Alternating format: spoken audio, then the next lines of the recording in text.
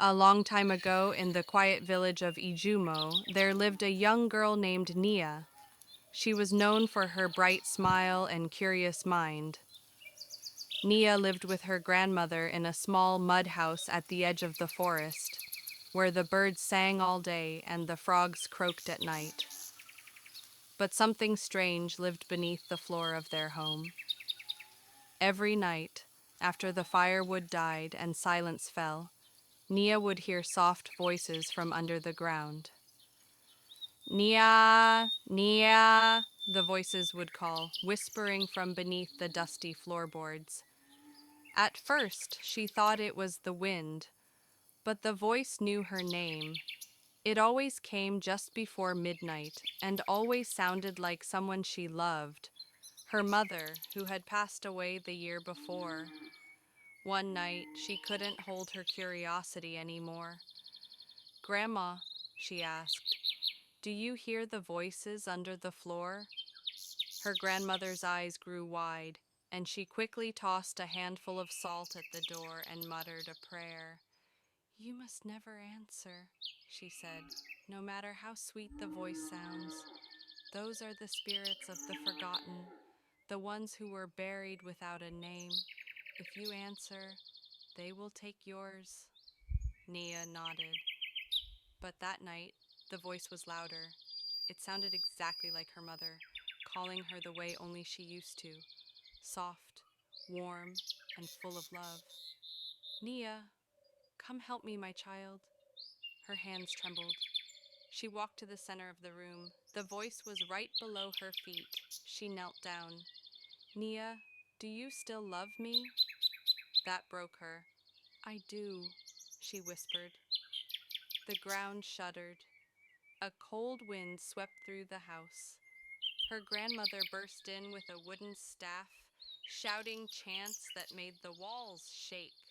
The voice screamed, not like her mother now, but like 100 lost souls. The floor cracked, and from the hole, long fingers reached out, dark and bony, grabbing for Nia. Her grandmother poured salt into the crack and sealed it with hot ash. The hands withdrew, hissing, and the floor closed again. From that day on, Naya never spoke of the voices. She learned to hum loudly at night so she wouldn't hear them. And the villagers say, if you visit the house in Ijumo and sit in silence after dark, you might still hear Nia. But no one lives there anymore, because once a name is taken, the voice under the floor never stops calling. Years passed, and the house at the edge of Ijumo stood alone. The roof sagged, the walls cracked, and weeds climbed through the broken windows. People avoided it, even animals stayed away. Everyone knew it was cursed. But then came a boy named Tunde. He wasn't from Ijumo. He was a student from the city, full of big dreams and no fear.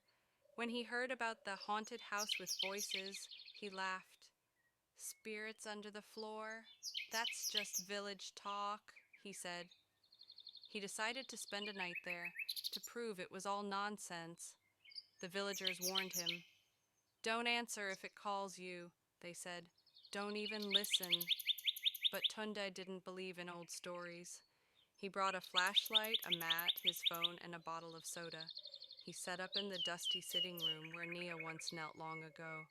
For hours, nothing happened. He scoffed. "Wasted my night." But just as the clock struck midnight, it began. Soft at first, like a sigh beneath the earth. Then a whisper. "Tundi, help me. I'm cold." He froze. His mother had died in a fire 2 years ago. And the voice, it was her voice. "Tunde, do you remember me?" His mouth went dry. His hands shook. "It's not real," he whispered to himself. But the voice grew sweeter, warmer. "I'm here, my son. I've come back for you." Tunde's eyes filled with tears. He dropped to his knees, pressed his ear to the dusty floor. "Mama." Suddenly, the floor split with a loud crack. A hand, dark and twisted, reached out. Then another. The voice was gone, replaced by a low growl. Tunde screamed, but his voice was swallowed. The air turned thick. His flashlight blinked once, then went out. The next morning, the villagers found the house empty. No sign of Tunde. Just his mat, his soda, and one thing more, his name, scratched into the floorboards. Now they say the voices don't just whisper Naya's name anymore, they whisper many names. Tunde, Nia, come back. And each time someone listens, the floor remembers. So if you ever visit Ijumo and you hear a voice calling your name under the floor, no matter how much it sounds like someone you love, don't answer, or you'll never leave.